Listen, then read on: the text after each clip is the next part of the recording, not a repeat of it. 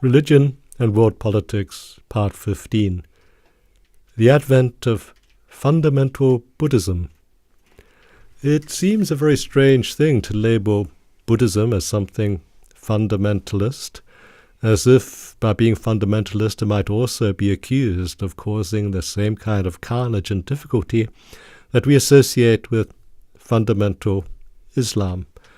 And yet, the very gentle religion, the religion of peace, the religion of compassion, is also a religion which is just as capable as other religions of causing carnage, of causing atrocity, and causing great loss of life. Looking in particular at the conflict which ended only in 2009, at huge cost in terms of the total destruction of the Tamil Tiger insurgent army on the part of the Sri Lankan Sinhalese government forces, and looking at that as a communal divide, a confessional divide, as well as an ethnic divide, but above all, a confessional divide. Because here you have something left over from the days of the British Raj. You have the separation of peoples into two states, one Sri Lanka, one India, but the northern part of Sri Lanka and the southern part of India are inhabited by the same ethnic group of people called Tamil. They speak their own language, and they both are Hindu groups. Whereas the southern part of Sri Lanka, the Sinhalese, are Buddhist. They've had their own Buddhist wars in the past. Their ancient history is full of such conflict.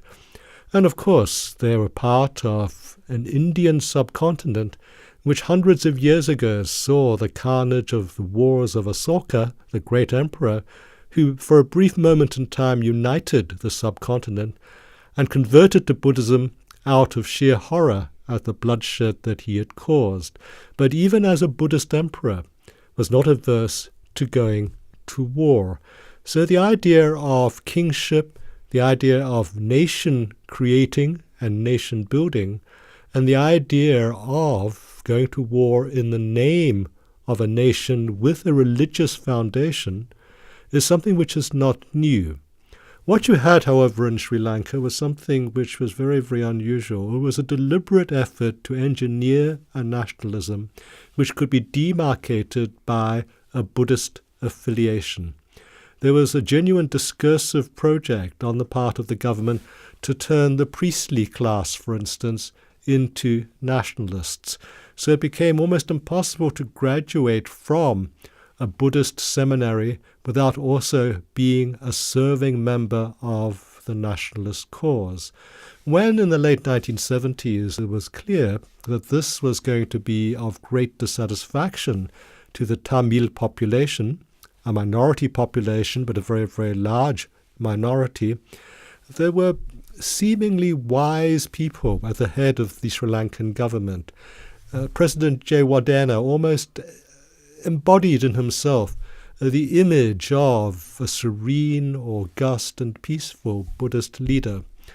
The Prime Minister, Premadasa, also tried to emulate this sense of Buddhist serenity.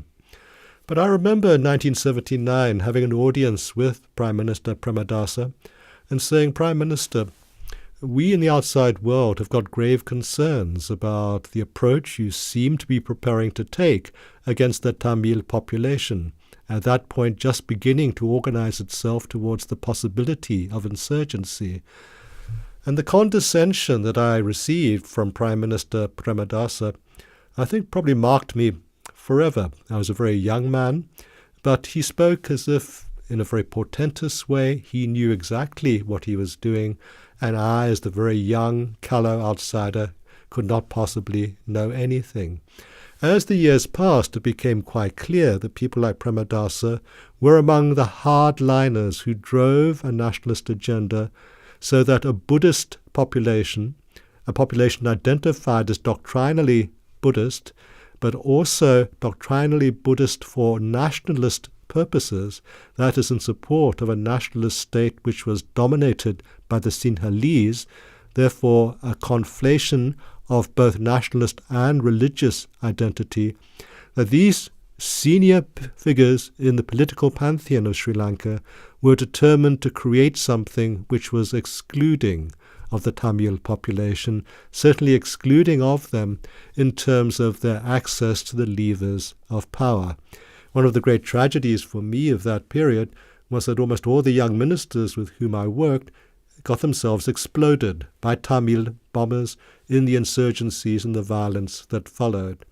The one young minister who survived and later became prime minister simply by default of surviving was the playboy Minister of Youth at the time in 1979. We all thought he would amount to nothing. This is Ranil Wickramasinghe. And yet he became the only one of his cohorts, by virtue of having outlived all the members of his cohort, who tried to make peace with the Tamil Tigers and momentarily succeeded before the intricacies of Sinhalese nationalist politics drove him out. What you had in the total destruction of the Tamil Tigers in 2009 was an attempt to wipe out the legacy of a Tamil possibility in politics by a triumphant Buddhist, militant and militarized government. That has now all been nuanced in the governments that have followed, that all the same retain Sinhalese majoritarian and Buddhist overtones. What the future holds for a divided country remains to be seen. But you see also this kind of nationalist, fundamentalist Buddhism tied to a national project in Burma. You have Burmese Buddhist monks who lead pogroms against Islamic minorities. You have now the much revered, the much celebrated Aung San Suu Kyi as the chief counselor of the Burmese state, after years of imprisonment, now allowed to take part at a very high level in Burmese politics, almost certainly complicit with the slaughter of minority people on the borderlands of Burma who do not subscribe, are not members of the dominant nationalist, ethnic and confessional persuasion, not part of a majoritarian ethos that has confessional markers to it. And of course Buddhism is very much alive and well in the conflict over Tibet, a conflict in which both China and Tibetans, those who are following the nationalist persuasion and also the religious persuasion of the Dalai Lama, are at loggerheads as to the future of that country, each side parading all kinds of historical claims, some of which are clearly inflated, some of which are real, to try to prove an historical affiliation of a nationalism to a particular ethnic group, and one ethnic group being a pure ethnic group by virtue of its pure religion. The conflict there is further exacerbated in the sense that no one actually seems to understand exactly what borders a free Tibet would have. Its borders shrank and expanded in the historical years that are claimed to be part of the Tibetan ancestry, but at what point in time could it be said that these borders had a stability?